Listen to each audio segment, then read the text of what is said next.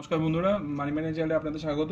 আজকে ভিডিওতে আমি টিসিএস এর যে কোয়ার্টার 3 রেজাল্ট গতকাল পাবলিশ হয়েছে সেটা নিয়ে কথা বলবো। দেখতে পাচ্ছেন এখানে প্রফিট, রেভিনিউ, যে কি হাইলাইটসগুলো সেটা টিসিএস এ আমি আলোচনা করবো। এখানে প্রথমেই আমি বলি যে টিসিএস এর রেজাল্ট মোটামুটি ঠিকই আছে, কিন্তু খালি প্রফিট সেকশনে এবং এবিটা সেকশনে একটা আমরা এবিটা মার্জিন এবং প্রফিটে, নেট প্রফিটে সেখানে একটা ফল দেখতে পাচ্ছি। এবার প্রথমে বলি প্রফিট। এখানে দেখতে পাচ্ছেন ফেল নিয়ারলি 14%, ইয়ার টু ইয়ার বেসিস কত ছিল। এবার বলি এস্টিমেশন ছিল প্রফিটের মোটামুটি হওয়ার যে 12,770 কোটির মতো প্রফিট হওয়ার এস্টিমেশন ছিল। তার জায়গায় 12,000 থেকে প্রফিট পড়ে যায় 10,650-এ।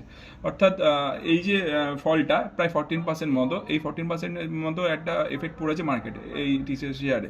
এবার হচ্ছে এর যে রেভিনিউ বেড়েছে প্রায় 5% মতো। কত এর এস্টিমেশন ছিল রেভিনিউর 65,800 কোটির মতো রেভিনিউ এস্টিমেশন ছিল, সেখানে হয়েছে 67,087 কোটি। তো সেখানে এস্টিমেশন ওয়াইজ অনেকটা বেড়েছে, সেই জন্য 5% একটা গ্রোথ দেখতে পেয়েছি আমরা রেভিনিউ।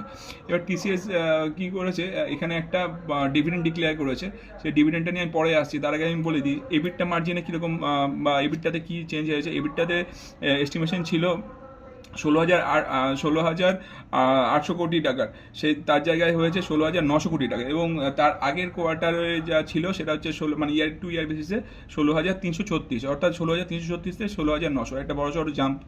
এবং এবিটটা মার্জিনে যদি আমি আসি, এবিটটা মার্জিন ছিল এস্টিমেশনে হচ্ছে 25.2%, তার জায়গায় কোন জায়গায় মানে এসছে হচ্ছে 25.17%।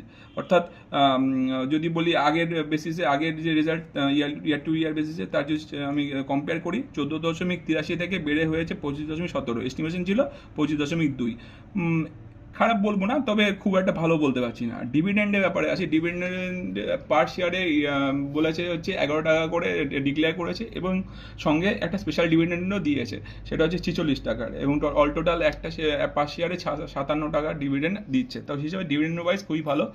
এবার বলতে পারেন কি এই ট্রেড জোনে কী করা উচিত না করা উচিত, আমি বলবো এখানে নো ট্রেড জোন, এটা আমার কাছে কোনো কিছুই কেনা বা বেচা বা কোনোভাবে ইনভেস্ট করার আমি কোনো সাজেশন দেবো না। আর এরপর এই ভিডিওটা এই পর্যন্তই। যদি আপনাদের কোনো আরও কিছু জানার থাকে বা কমেন্ট আমার কমেন্ট করে জানাতে পারেন। যদি আপনাদের কিছু পজিটিভ বা কোনো কিছু বলার থাকে তাও আমি বলতে পারেন। আর আমার চ্যানেলের ভিডিও যদি আপনারা রেগুলার দেখেন, আমার চ্যানেলটা সাবস্ক্রাইব, শেয়ার, লাইক করে আমার পাশে থাকবেন, চ্যানেলটা গ্রো করতে হেল্প করবেন। ধন্যবাদ।